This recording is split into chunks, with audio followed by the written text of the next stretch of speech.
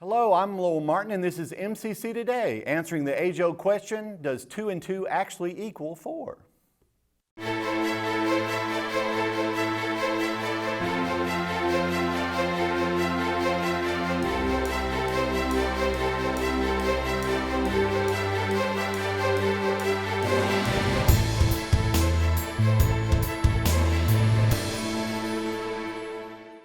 On today's show, we have Sandra Atkinson and Christopher Haralson. It's going to be well worth the watch. Tune in. Meridian Community College. For more than 75 years, we've helped students soar. Establishing the first tuition guarantee program in Mississippi, we put our students first, while creating pathways into the workforce and offering a seamless transition to a 4-year degree.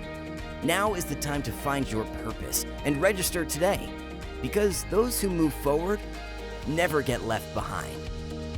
MCC, find your wings. And today we are here with Sandra Atkinson. How are you doing today? Doing great. Now, you are the Associate Dean of Student Services / Athletic Director. That's right. Which part of that title do you take more pleasure in? Well, I actually enjoy both tremendously. It's been a fun 12 years as Associate Dean and the last 8 or so as Athletic Director. Okay. Now that, especially at this time, I'm sure being Athletic Director and Associate Dean of Student Services has been very interesting.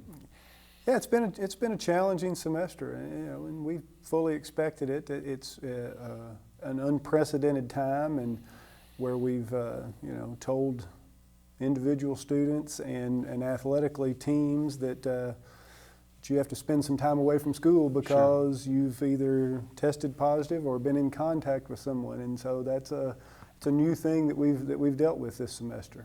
Well, we do have a very good contact tracing program in place, so that when we do know of someone, excuse me, who has tested positive, we go in immediately and look at who they've been around and contact them and say, look, these are the steps you're going to have to take. And so we've had to do that with a few teams this semester. Yeah, How has that affected our playing? Luckily, and it's part of the thing that I think is good about what the NJCA did is that we weren't playing regular season games this fall. So none of the teams, which would have been soccer and basketball, that would have been in their seasons at some point on a normal fall, weren't having games. So, the teams that we've had to quarantine didn't affect their regular season, and so it's worked out well, and it's allowed us to keep, breakouts from occurring and affecting the larger parts of larger campus as a whole. And although it's caused some interruption to their practices and a few scrimmages that teams were allowed, for those teams that had to quarantine, it's not been a major factor because they know they've got the time before the regular season starts in the spring. So what we're doing is working. It seems to be. I've been very pleased and really thought that there was much more potential for bigger problems than we have experienced. So we have been, this semester, I've noticed, because I'm in the Student Success Center, and we have a lot of study halls, and suddenly I'll go, hey, where is everybody? Right. So we've had the men's basketball. That's right. They have had to be quarantined. The softball team. That's right. And the women's soccer. That's right. Now, when we tell them that they are quarantined, what exactly does this mean? Well, it means that they are to stay either in their rooms or go home for 14 days, typically. Okay. And they can continue coursework online, but if they need to stay on campus, we provide their meals and take them to their door and knock and walk away and let them open up. For 14 days. That's it's the tough thing about quarantine, is that's what it means. As a matter of fact, I was reading an article yesterday about Thanksgiving plans, and it was saying don't trust testing if you're going to spend with family you don't see regularly. The safest thing is quarantine, and it said for 14 days before Thanksgiving. And the article actually said quarantine means just that. It doesn't mean you can make a trip to the grocery store. Right. And so that's what we've required when students do that. Luckily, in our situation, most students have chosen to quarantine at home, and so it's not been a tremendous problem for us to deal with it. So it's worked out well, and I like to add that at least 2 of those quarantine situations have not been because of positive tests with our teams. They've been with positive tests outside the team but caused an exposure that felt like we needed the safest course of action was to quarantine. And the biggest thing here is we're going to do what is safest for our student athletes. We want them to be, we want everyone to know that when they come here, they are going to be as safe as we can possibly make them. That's exactly Now, what do you envision the spring to be like? Do we know yet? Yeah, well, I mean, I think, even though we don't play football, the athletic directors of the Mississippi Junior Colleges have had lots of meetings this fall, and I think they've learned some things, and I, as a byproduct, have learned things from them after going through their football season. And we actually have just recently are having each sport, their coaches groups, revisit the spring schedules. Okay. And probably are going to reduce games slightly and build in open dates in anticipation of losing games because of quarantine, teams having to quarantine and things. Okay. And so those would be like snow days or rain almost days? like we're building in snow days. Okay. That one, if you're having to quarantine during a period, you don't lose as many games as you would during that. And then there's some built-in places to make up some of those games. And it's going to be hectic because we will have our spring sports, their typical spring sports of golf, tennis, baseball, softball, and track. They will start and have a schedule as relatively normal as far as start and end times of the regular season. Because typically speaking, being outside is much better than being no inside. question, no Okay, question. okay. But our basketball teams will start to play late January, and their seasons will run up to just about spring break, and that's when they'll be done.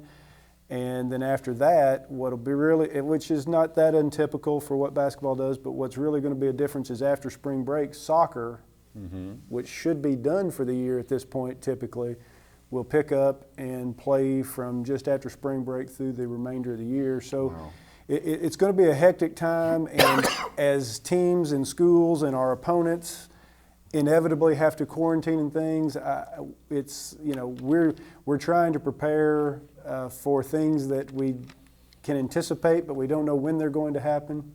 And so it's we're doing the best we can, but I think the teams and the coaches all know that they're going to have to be flexible and prepared to adjust on short notice.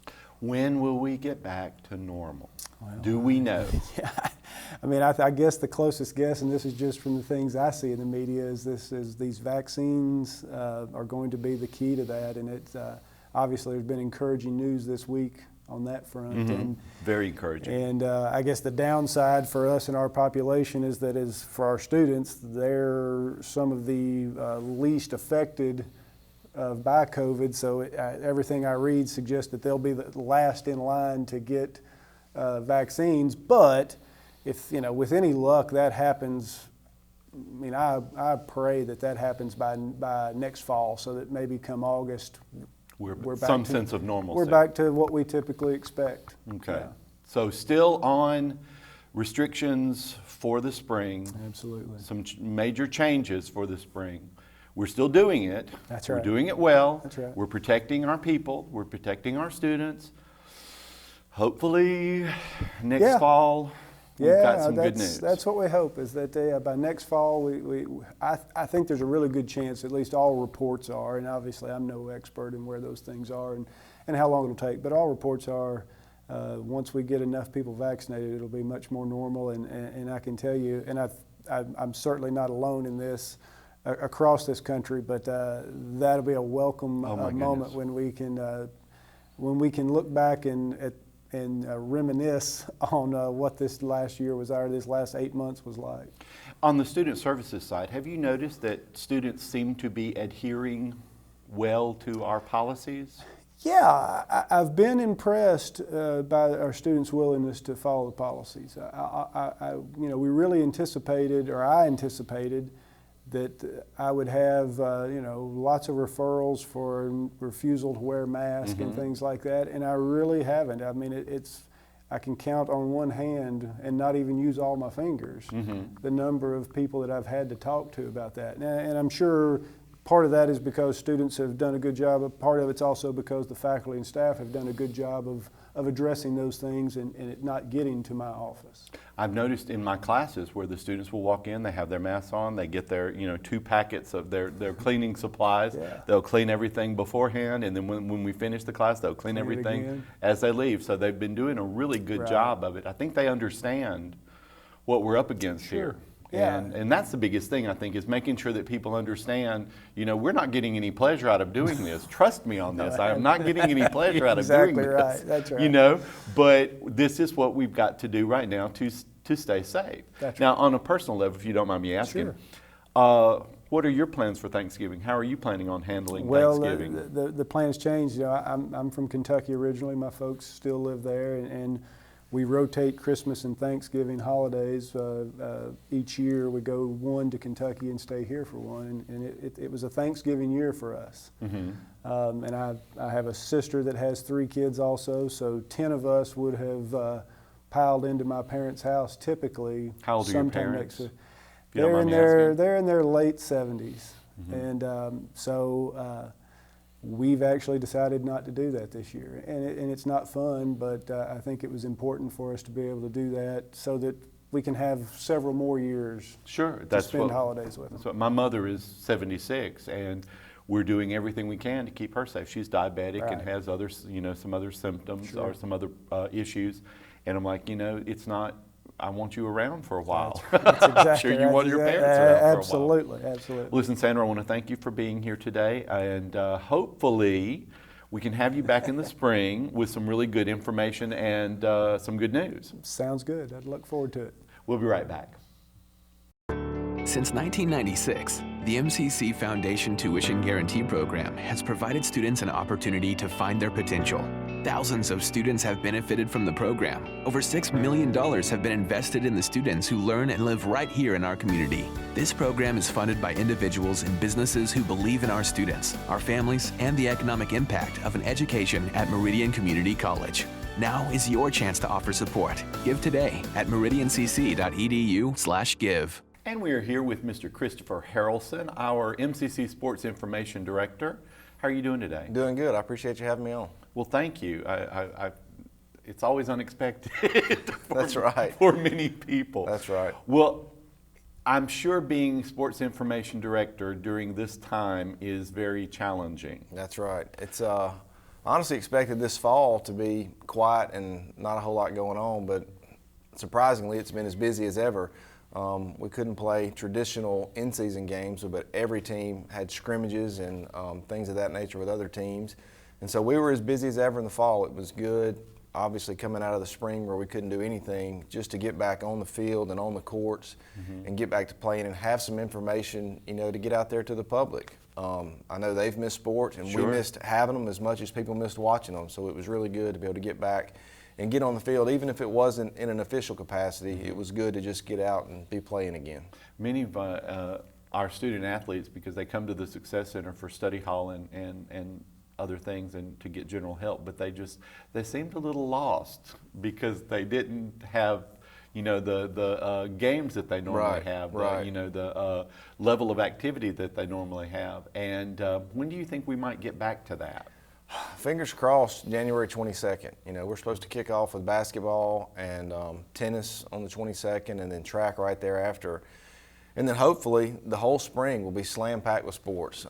As busy as that's going to make things, I'm excited just to know that we're back playing and back to normal. Whatever the new normal is, I hope we're back to that. And hopefully the new normal kind of sort of resembles the old normal exactly, a little bit. Exactly. Now we've had so many changes due to COVID.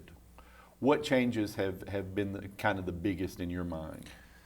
Well, the biggest is our athletes are getting their temp checked and their health questionnaire, if you want to say it, every day. They have to go by the weight room before they go to breakfast, before they go to class, before they go to weights, and get their temperature checked so that we can monitor and hopefully catch any symptoms early on that they may or may not have. And that way, if we can do that, it limits the exposure to anybody else. So that's been the biggest change. And I know a lot of those kids who don't have classes, this year we've had some virtual classes or hybrid classes that don't have class on, Monday or Tuesday mornings. Well, they still got to get up between 7 and 9 and come get their temp checked and do their questionnaire. I'm sure they don't complain about that. Not at all. They've done it very well. I've been pleased. They're wearing their masks. They're doing the temp check. They're doing their questionnaires. They've done everything we've asked them to do to make sure that we have a season going forward, and couldn't be more proud of them for that. Well, now with the in January 22nd, when we do start back and hopefully have things, some semblance of normalcy, if we do, there'll be some changes around here. I mean, there's some stuff that we're doing at MCC. What kind of stuff are we doing? So the big thing that we want to make sure is, say the new normal is not the old normal and everybody can't come out to watch the baseball games or the basketball games or the soccer games. We want to get that out live streamed as much as possible, so that if a player's parents or grandparents or something like that, they don't feel comfortable coming into a gym with 500 people, which I can't blame them at all, they can always go to our live stream, mcceagles.live. We want to be able to watch as many home events as we can get on TV. We want them to be able to watch it. And with our upcoming, are you there announcing on live? We're actually signing Rob Atkinson, who's been a member of MCC before. He's going to be the official voice of the Eagles going forward. And so he's going to be the broadcast for all our live streams. We're excited to have him back, on campus as a member of the staff, as the voice of the Eagles. He does an outstanding job, on the radio and on live streams, and so it's good to kind of lock him in for years to come as the official voice of the Eagles, moving forward. Will we be live streaming everything? So this spring we'll live stream all home baseball, all home basketball, and all home soccer. Okay. Moving forward, when we get the new softball facility, hopefully in a year or two, we'll be live streaming all home softball, and then some tennis matches as well. Anything that we can get on the air, we want there, because we want as many people watching as possible. So if someone wants to tune in, how do they go about doing it? You can go to our website, mcceagles.com, and click on the live link, or you can go directly to mcceagles.live, and that'll bring up. And not only our live stream, you can go on there in archives and you can watch old games from last season. Okay. Or if you missed the game, on Monday night, you can go on there on Tuesday and watch it again on Monday night. So our archives are there. In case you can't catch it live, you can always go back and watch it. That is great. And I'm sure it fills the need some people have to see sports. That's right. Because we haven't been able to have nearly as much as we did before. With one of the biggest things that we've been really working hard on is our contact tracing and all of that. Are you involved in that? You said that we do temperature checks, and they have to fill out little questionnaires, or you talk to them pretty much every day. We keep a pretty good track of things, right? Right. So we have our contact tracing with the college that they go online and fill that out. As the athletic trainer as well as sports information director, I have some contact just because I get the calls, hey, so-and-so had a fever or doesn't feel good, where do we need to go get tested? And there's several testing sites around Meridian, so there's ample opportunity to get tested. They're all relatively quick. You get them back, usually in about 8 hours. So we've been good. We've had a lot of people tested, and only a couple have come back positive. We've been very good this fall, staying COVID-free, so to say. I hope that trend continues on into the spring. So a little bit of that. I know Calvin Bennett heads up our contact tracing here on campus, and so he's kind of the one that facilitates, all right, this is the tracing, this is who we've got to contact, and this is who needs to quarantine. But again, they go on the website and fill out that form, and it's worked really well. And are the students pretty good at following directions, following what you ask them to do? I couldn't have been more pleased with the way they've done. They know. Anybody who's had a sniffle, and they'll say, you know what, I woke up, my nose was running this morning, I think it's just allergies, but I want you to know. Sure. And so we can monitor that, or we can get tested, whatever we need to do. I was worried that we might have some athletes think, well, I'm not going to tell anybody I don't feel good, that way I don't get sent home. Hasn't been the case. Excellent. Anything from the sniffles to a stomach ache, they've told us, we've checked on them, we've gotten them tested, and everybody's come back clean. There hadn't been anybody trying to work around the system. So we've done an outstanding job of monitoring their health. through the fall, and making sure that it has just been allergies. It has been a stomach ache. It hasn't been, COVID or whatever. I find that I'm wearing my mask a lot, and sometimes I'll have a cough, and I'll have to say, look, okay, that's not COVID, it's my allergies. Right. We're okay here. That's right. That's right. Are you giving our student athletes any information when they leave here to go home for the holidays, as far as giving them to say, hey, just these are the things you might want to think about doing?